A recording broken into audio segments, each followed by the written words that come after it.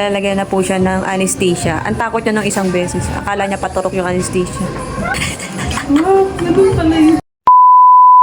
Hello mga gat, kuyugi bagod ko ninyo karon sa akong kaigatan sa kinabuhi.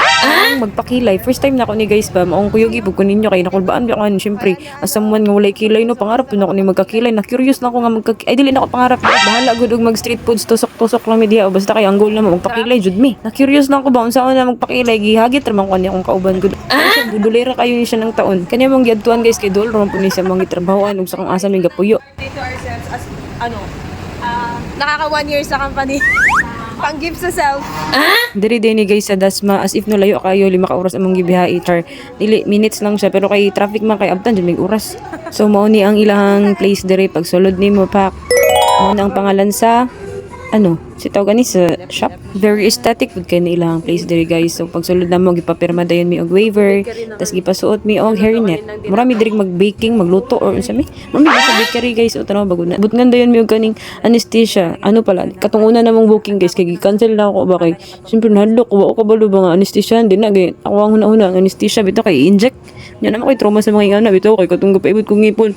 I-injectan ko pag ugma sakit ra gyapon ko ang anesthesia. So unsay connect sa balik ta diri.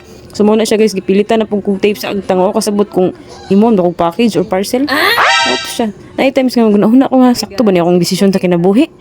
No to gapang oras ko diri guys, kay syempre nakulbaan ko basig unsay porma sa akong kilay ani, basig samot ug kawala akong kilay ani.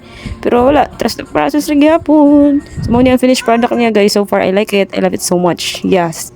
It's 1,000 over 10. Then pag na to, syempre nanguli na mig happy lang mi dira kay wala na goodbye na mo ang 13th month pay pero at least di ba nami na treat sa mong kaugalingon deserve mo siguro namo na.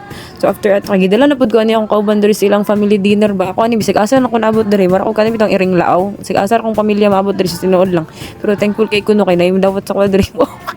Tumawad siya. Nakikain na po ko diri guys. So thank you so much. Mo ni ang result sa kilay Medyo pagkagabihan na sakit siya din hapdos. Then pag ugmaan na siya, second day mawala na yang hapdos. Mura man di siya samad bitaw nga gisamad samaran ay magsamad. Mura siya kanitong isamad samaran na gid imong kaugalingon. Mo ni ang result sa 5th day niya, di ba? Kuan na ka siya lang taon. Very beautiful, just like me. Bye bye. Thank you for watching.